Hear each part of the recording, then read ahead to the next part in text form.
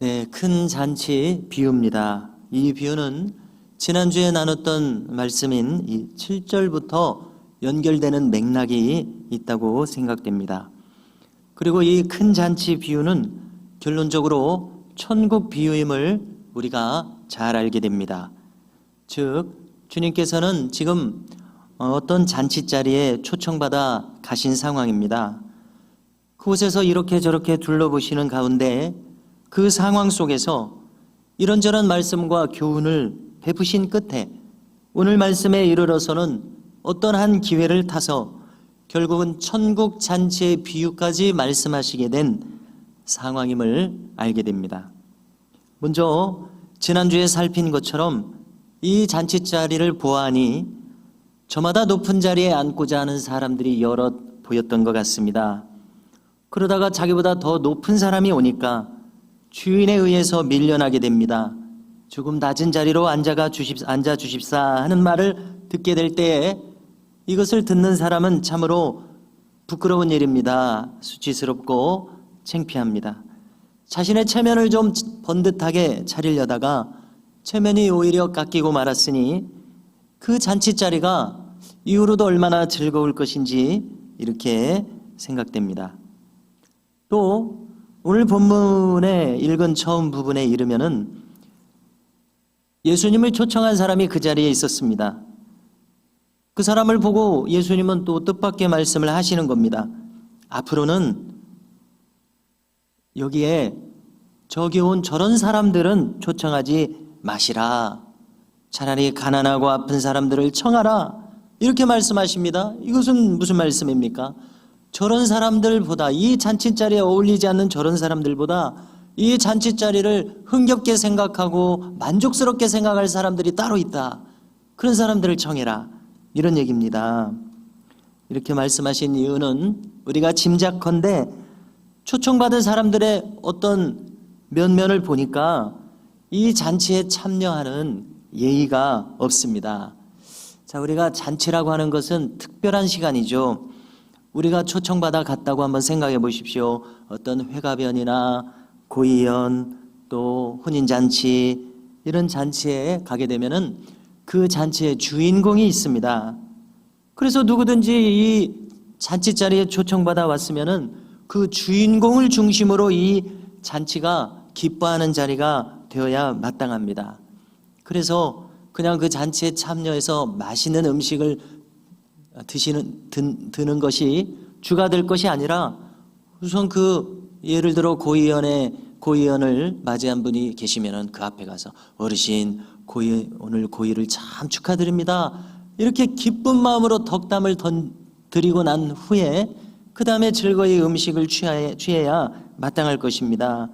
신랑 신부에 대해서는 오늘 신랑 참 멋있다라든지 이렇게 예쁜 신부는 본 적이 없다라든지 이렇게 그가 기뻐할 말을 해준다면은 얼마나 이 혼인식과 잔치 자리가 참 복된 자리가 되겠습니까? 이렇게 이 잔치의 주인공들을 높이면서 축혀 세우고 그들이 영광을 받도록 할 때에 이 당사자들의 이 잔칫날의 기쁨은 배가가 되고 오늘 더할 나위 없이 기쁜 경험을 하는 날이 될 것이며 축하하러 간 사람도 시간을 내어 간 그 자리가 더할 나위 없이 보람있는 자리가 될 것입니다. 이처럼 잔치에 참여하는 사람에 마땅히 할 바가 있습니다. 그를 향해서 웃어주고 지켜 세워주고 칭찬해주고 오면은 그날 자신이 잔치에 참여한 그 본분은 10분 다하는 것이 될 것입니다. 자, 그런데 이 잔치 자리에 가서 참 필요 없는 말을 하고 필요 없는 마음을 나타내고 올 경우들도 더러 있습니다. 예를 들어서 뜬금없이 신부가 참 못났다느니 사진보다 못났다느니 음식이 또 왜 이러냐느니 이렇게 찬물을 끼얹는 마음은 함께 기뻐하는 마음이 아닐 것입니다. 어딘지 모르게 인색한 마음일 것입니다. 이와 같은 마음은 잔치에 참여하는 마땅한 자세가 아닐 것입니다. 그리고 이 잔치 자리에 가서는 자신이 대접받으려는 마음이 있어서는 또 안 될 것입니다. 그 잔치자리의 주인공들을 위한 자리이지 자신의 위신과 체면을 챙기는 자리가 아닐 것입니다. 자신이 주목받고 영광받는 자리가 당연히 아닙니다. 그런데 이 12절에 보니까 이 잔치에 초청받고서 오히려 도도하고 목이 곧은 사람들이 있었던 것 같습니다. 그래서 주님 하시는 말씀의 요지가 무엇입니까? 앞으로는 잔치에 초대받으면 고마워할 사람들을 부를 것이지, 저렇게 목이 곧은 사람들, 저렇게 얼굴만 단순히 보이려는 사람들, 후일의 거래를 도모하기 위해서 사업상으로 온 저 뻔한 사람들은 초청하지 말라, 이런 말씀이라고 생각됩니다. 주님은 말씀하십니다. 그 사람들이 너를 도로 청하여 내게 갚음이 될까 하노라. 그야말로 인간관계는 여러 가지입니다. 준 만큼 받고 받은 만큼 주는 것은 거래관계입니다. 사업상의 관계, 여기에는 어쩌면 진심 어린 사랑과 존경은 빠져 있기가 쉽습니다. 모름지기 인간관계는 단순히 주고받는 거래관계 이상의 온정이 있어야 할 것이라고 생각이 됩니다. 그것이 은혜로운 관계일 것입니다. 우리는 될 수 있는 한 누군가와 더불어서 은혜를 주고받을 수 있는 고마운 관계, 보은하는 관계가 되어야 할 것이다, 이렇게 생각이 됩니다. 사랑과 은혜, 보은이 있는 인간관계, 우리에게 참으로 필요하고 우리의 마음을 더 따뜻하고 풍성하게 만들어줄 것입니다.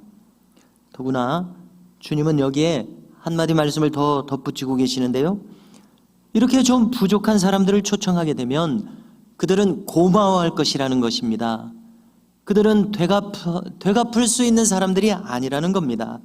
그러므로 그들에게 베푼 이 덕이 너에게 복으로 돌아가게 될 것이다, 주님이 하신 말씀입니다. 특별히 주님은 의인들의 부활 시에 내가 갚음을 받겠음이라 말씀하십니다. 그러므로 우리는 어떠한 마음으로 우리에게 주어진 이 인생을 살아야 할지 여기서 깨닫게 됩니다. 우리는 비록 내가 가진 물질은 없을지라도 마음으로 누군가에게 베풀 수 있습니다. 누군가를 칭찬하고 지켜 세울 수 있습니다. 그의 잘한 바를 높일 수 있습니다. 이렇게 우리는 누군가를 향해서 웃어줄 때 이 이상의 봉사는 없을 것입니다. 이렇게 은혜를 베풀며 살 때에 의인들의 부활 시에 갚음을 받으리라, 참으로 꼭 기억해야 될 말씀이라고 생각이 됩니다. 자, 그러다가 이 자리에서 문득 어떤 사람이 뜬금없는 말을 합니다. 맥락을 벗어나는 갑자기 널뛰기를 하는 말이 나오고 있습니다. 15절에 보니까 함께 먹는 사람 중에 하나가 이 말을 듣고 이르되 무릇 하나님의 나라에서 떡을 먹는 자는 복되도다, 이렇게 말합니다. 참 갑작스러운 말이 아닐 수 없습니다. 자, 이 말은 어쩌면은 주님의 말씀에 맞장구 치는 말로도 들립니다.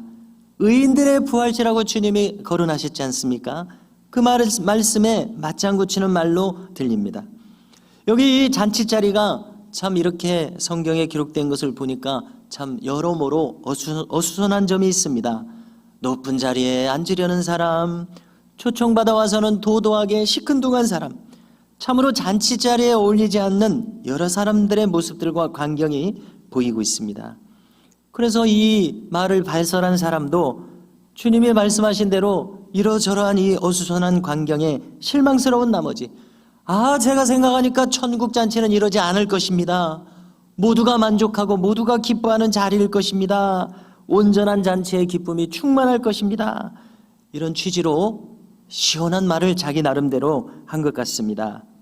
그러자 주님께서도 이 사람의 말을 받아서 본격적으로 천국 잔치에 대해서 중요한 말씀을 해주시는 것이 오늘 말씀이라고 생각됩니다. 주님은 말씀하십니다. 어떤 사람이 큰 잔치를 베풀고서 많은 사람들을 초청했습니다. 그야말로 많은 사람들입니다. 모든 사람이라고 해도 될 것입니다. 잔치 시간이 가까워진다고 말씀합니다. 여기 이 시간에 제한이 있습니다. 인류의 시간에 제한이 있습니다. 그래서 그의 종들을 보내서 초청한 사람들이 있었는데 그들이 이제 직접 참석하라고 독려하는 시간입니다. 종들은 말합니다. 오소서, 모든 것이 준비되었나이다. 그래서 여기 이 말씀을 통해서 우리는 짧은 말씀이지만은 천국 잔치에 분명한 성격이 있음을 알 수 있습니다. 첫째로 천국은 잔치 자리가 펼쳐지는 곳입니다. 둘째로 천국은 부족함이 없이 모든 것이 완벽하게 준비된 곳이라는 겁니다. 그야말로 천국은 완벽한 잔치입니다. 여기에는 어떠한 구김살도 없습니다. 어떠한 슬픔과 부족함이 없습니다. 우리는 이것을 기억해야 되겠습니다. 이 점에서 한번 생각해 봅니다. 집안 어른이 잔치를 배설했습니다. 그러면은 집안 어른의 잔치입니다. 이제 나어린 사람들로서는 여기에 참여하지 않을 수 없습니다. 집안 어른의 잔치이기에 여기에 참여해야 합니다. 또 혹 이런 일이 있을지 모르겠습니다. 마을 이장이 잔치를 배설했습니다. 그러면 이 마을 이장의 잔치라는 좀 더 높은 위상의 자리가 펼쳐집니다. 여기 더 나아가서 군수나 시장이 배설한 잔치라고 해보십시오. 그 잔치에 초청받았다고 하면은 나의 위상도 조금은 높아집니다. 아무나 초청하지 않을 것이기 때문입니다. 하물며 대통령이나 왕이 초청한 어떤 자리라고 생각해 보십시오. 초청받은 그 사실 하나로도 참으로 영광스럽고 영예로운 일이 아닐 수 없을 것입니다. 자, 그런데 오늘 우리가 이 말씀을 살피면서 이 기회에 한번 생각해 보십시오. 천국 잔치는 한마디로 어떤 성격입니까? 하나님 아버지께서 주관하시고 주최하시는 잔치입니다. 그러므로 우리가 인간으로서 이 이상의 위상이 있는 잔치는 없다는 것을 우리는 한번 이 기회에 생각해 봐야 되겠습니다. 하나님이 배설한 잔치시기에 여기에 초청받았다고 하는 것은 얼마나 소중한 일입니까? 그야말로 하나님 앞에서 만민은 평등합니다. 만민의 영혼의 가치는 이제 처음 출발할 때 똑같다고 해야 할 것입니다. 그러기에 우리가 하나님의 천국 잔치에 초대되고 있다는 것은 인간으로서는 가장 영광스러운 초청이라는 것을 우리는 깨달아야 할 것입니다. 이것은 그야말로 인간으로서 영예로운 일입니다. 더 이상의 만족이 없는 일입니다. 감개무량한 일입니다. 인간이 처할 그 어떤 것보다도 기쁜 일입니다. 그래서 돌이켜 볼 때에 이 이상 우리 인간들을 만족시킬 수 있는 일은 없구나 생각하게 됩니다. 그야말로 모든 것이 준비된 온전하고 완벽한 잔치라는 점을 우리는 알아야 되겠습니다. 자, 주인이 많은 사람들을 초청했다고 했는데요. 그야말로 이 사람은 올만하다 하는 사람들을 초청했을 것입니다. 초청받을 만한 사람들입니다. 그런데 우리는 여기서 생각해 봐야 됩니다. 초청받을 만하지 않은 사람이 없다는 사실입니다. 그야말로 하나님께서는 자신이 직접 지으신 자녀들이기에 지금 그를 믿고 있으면 기쁜 마음으로 그를 반기실 것이요, 믿지 않고 있으면 안타까운 마음으로 그가 어서 속히 이 초청에 응하면 좋겠다는 마음으로 이 영혼들을 대하실 것이라고 생각합니다. 그야말로 모든 인류에 대해서 이 일은 올만한 일이다, 하나님은 이렇게 생각하실 것이라고 생각합니다. 무관한 사람들은 초청하지 않으실 것입니다. 자, 그런데 거듭 생각하게 되는 것은, 참으로 애석한 것은 이 초청받은 사람들이 하나같이 거절하고 있는 모습을 보이고 있습니다. 오늘 본문을 통해서 볼 때 첫 번째 사람은 나는 밭을 샀음에 나가봐야겠다고 합니다. 자, 우리식으로 이해를 한다면은 자기 사업에 참으로 바쁜 사람입니다. 자기를 초청한 분의 이 잔치 초청에 응할 마음의 여유가 없습니다. 왜냐하면 자기 삶의 경영에 지금 매우 바쁜 사람이기 때문에 그는 눈 돌릴 시간의 여유가 없습니다. 그래서 참으로 이것이 문제입니다. 영혼과 구원이라는 관점에서 얼마나 많은 사람들이 자기 나름의 삶의 이 인생의 경영에 빠져서 자기 영혼의 영원한 운명과 안위를 돌아볼 그 여유조차 가지지 못한다는 사실입니다. 참으로 사람들이 진지하게 자기의 인생을 살아가는 것 같아도 정말로 진지해야 할 주제에 대해서는 전혀 무관심하다는 사실이 너무나도 애석하고 안타깝게 느껴집니다. 그래서 주님은 이제 훨씬 아래의 본문으로 내려가서 21절 이하를 한번 보십시오. 오지 않겠다고 하는 사람들에게 더 이상 매달리지 않으시는 때가 옵니다. 그리고 한마디로 말해서 부족한 사람들에게 오도록 하십니다. 오라고 하면 감지덕지할 사람들, 이들을 초청하십니다. 곧 가난한 사람들, 몸이 불편한 사람들, 맹인들과 저는 사람들입니다. 이들은 하나같이 뭔가 부족한 점이 있기에 자기를 불러주기만 해도 감지덕지할 만큼 그 마음이 겸손해진 사람들입니다. 그야말로 주님이 직접 말씀하신 대로 낙타가 바늘귀에 들어가는 것은 얼마나 어렵습니까? 참으로 불가능하게 느껴지는 일입니다마는 그 낙타가 바늘귀만큼 작아진다면 얼마든지 이 낙타가 지나갈 수 있습니다. 그야말로 이분들의 부족한 인생의 그 어떠한 점들 때문에 그들은 이 천국잔치의 초청에 얼마든지 응하고자 하는 우러나오는 마음이 있음을 알 수 있게 됩니다. 두 번째 사람은 소 5겨리를 샀기에 이것을 시험해봐야 하기에 가지 못한다고 거절하고 있습니다. 이 소 5겨리는 소 5쌍이라고 달리 말하게 될 수 있죠. 그러면 소 10마리입니다. 참으로 사업의 규모가 큰 것을 알 수 있습니다. 그래서 이 소 10마리가 잘 움직이는지 어떻게 이 배열을 해야 이 소를 통해서 밭을 가는 일을 잘 경영할 수 있을지 이모저모로 따져봐야 하기에 시간을 거기에 써야 된다는 것입니다. 지금 자기의 시간은 여기에 투자되어야 하지 이 잔치에 초청받아 갈 시간이 없는 사람입니다.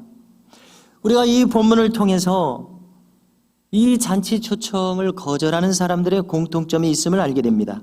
그것은 자신을 초청하고 있는 분의 마음을 도무지 알지 못하고 있다는 점입니다. 그가 만일 자신에게 어떠한 영향을 끼칠 수 있는 분이라는 것을 안다면, 예를 들어서 그가 왕처럼 지위가 높아서 그의 삶에 있어서 중요한 부분을 좌지우지할 수 있는 분이라는 것을 알고 있다면 그는 거절할 생각조차 하지 않았을 것입니다. 그러나 자기를 초청하고 있는 그 당사자가 참 별로라고 생각되기에, 자기에게 하등에 어떠한 영향도 없고 도움도 되지 않는다고 생각되기에, 참으로 사소하게 생각되기에 그들은 얼마든지 이 초청을 거절하고 있다는 사실입니다. 사실 그가 이 소 10마리를 시험 운행하는 것에 시간을 쓰는 것보다 훨씬 더 가치 있는 것을 그에게 주실 수 있는 분이 바로 이분이라는 것을 알았다면 그는 열일을 제치고 그 초청에 응했을 것입니다. 그러나 자신을 초청하고 있는 분의 위상을 전혀 알지 못하기에 그는 이 고맙고 영광스러운 초청을 이런 지하에 거절하고 있다는 이 안타까운 사실입니다. 세 번째 사람은 이렇게 말합니다. 나는 장가 들었으니 못 가겠다고 합니다. 무슨 뜻입니까? 지금 장가 간 사람은 이제 막 장가 간 사람에게 이런 말을 하겠죠. 그러면은 이 신혼의 즐거움과 기쁨에 겨워 살고 있다는 것입니다. 즉 자신의 기쁨에 겨워서 우선 다른 잔치의 기쁨에 참여할 마음의 여유가 없다는 이야기입니다. 다른 기쁨에 관심을 둘 여지가 없는 사람입니다. 그래서 우리가 오늘 본문에 나타난 이 사람들을 살펴볼 때에 공통점이 있습니다. 그것은 하나같이 이들의 모습이 자기 중심성에 빠져 있다는 점입니다.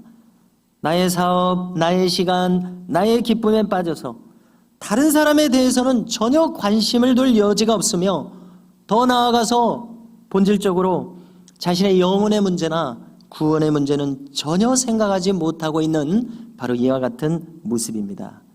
이들에 대해서 주인의 반응을 보십시오. 이제 주인은 시간을 재촉하고 있습니다. 그는 종들에게 다시 말하고 있습니다. 빨리 나가서, 그리고 한마디로 말해서 그들은 자기 인생을 살기에 불행한 사람들을 초청하게 합니다. 가난한 사람들, 불편한 사람들, 맹인들과 저는 자들을 오라고 청하라고 합니다. 한마디로 말해서 이들은 갑자기 이 뜬금없는 잔치에 오라고 초청을 받으면 고마워할 사람들입니다. 그들은 마침 기쁜 일이 없던 차였습니다. 그러기에 자신들을 조금이라도 기뻐하게 만들 수 있는 일이라면 어떻게든 가고자 하는 사람들이 형편이 된 사람들입니다. 그래서 주인은 오늘 말씀을 통해서 보십시오. 말씀합니다. 너희들은 빨리 가서 데려오라. 그리고 내 집을 채우라. 강권하여 데려오라. 말씀합니다. 무슨 뜻입니까? 이 잔치에 절대적인 의미가 있다는 것입니다. 반드시 채워야 할 성격이 이 잔치에 있습니다. 이 잔치에는 사람이 없어서는 안 되는 잔치입니다. 주인은 반드시 이 잔치를 성대하고 풍성하고 만족스럽게 치러야 하겠다는 마음이 확실함을 알 수 있습니다. 그렇습니다. 이것이 바로 천국 잔치 그 자체의 성격을 잘 보여주고 있습니다. 또한 이것이 바로 교회인 것을 알 수 있습니다. 이것이 바로 구원이요 영생의 모습인 것을 알 수 있습니다. 사람들이 반드시 많이 채워져야 하고 반드시 이 잔치는 성대하고 풍성하게 이루어져야 하며 여기에 주인의 기쁨이 충만한 역사가 있어야 한다는 사실입니다. 그리고 오늘 말씀 마지막에 엄중한 말씀이 전해집니다. 내가 너희에게 말하노니 전에 청하였던 그 사람들은 하나도 내 잔치를 맛보지 못하였다 하였다 하시니라. 그래서 무슨 의미를 알 수 있습니까? 이 천국 잔치는 딱 한 번의 기회가 있을 뿐이라는 사실입니다. 참으로 시간적으로 마지막 기회입니다. 한 번 지나가면 다시는 기회가 없다는 것을 이 마지막 말씀은 우리에게 알려주고 있습니다. 그러므로 우리는 이 천국 잔치의 특징을 분명히 재확인할 수 있어야 하겠습니다. 먼저 우리는 오늘 이 말씀을 통해서 우리 인간은 나 중심주의의 철저한 개인주의로 살 수 없도록 지음받았다는 것을 말씀해 주고 있습니다. 우리는 살아가면서도 우리에 대해서 한번 생각해 볼 때 우리는 누군가의 잔치에 참여하지 않으면 안 되는 삶을 살아가고 있습니다. 우리의 지나간 삶을 돌이켜 보십시오. 우리는 누군가 친척의 혼인잔치에 참여해야 하게 되어 있습니다. 어떠한 생일잔치, 친구의 생일잔치든 우리는 참여하게 되어 있습니다. 어떤 결혼식, 친구의 결혼식, 그 누구의 결혼식 전혀 참여하지 않고는 살 수 없습니다. 이것을 천국에 대해서 적용해 보십시오. 천국 잔치는 하나님께서 배설하신 잔치입니다. 그분의 피조물인 인간 모두를 초청하고 계십니다. 그리고 그래서 그것을 거절하는 것은 하나님을 거절하는 엄청난 일이 되고 맙니다. 인간이라고 하면 응당히 이 초청에 응해야 하는 잔치임을 알 수 있습니다. 사업상 바쁘다고 거절할 수 있는 잔치가 아니라는 것입니다. 내 시간을 쓰느라고 바쁘다고 나 나름의 기쁜 일이 있다고. 마찬가지로 이것을 응용해서 생각해 봅니다. 나는 큰 슬픔에 빠졌기에 전혀 마음의 여지가 없노라고. 그렇지 않아도 나는 이 인생의 재미를 보지 못하는 사람이라고. 나는 실패자로 살고 있는 참이라고. 나는 나 외에 다른 곳에 눈을 돌릴 여력이 없다고. 이것을 넘어서야 한다는 것입니다. 정신을 차리고 이 모든 인간사를 넘어서서 응해야 할 잔치가 바로 이 천국 잔치라는 사실을 우리 주님은 오늘 말씀을 통해서 우리에게 알려주시고 계시다고 믿습니다. 그야말로 이 잔치는 큰 잔치입니다. 모두가 마땅히 참여해야 할 잔치입니다. 그러므로 이 잔치가 인간에게 어떠한 잔치라는 이 깨달음이 우리 모두에게 있기를 주님의 이름으로 축복합니다.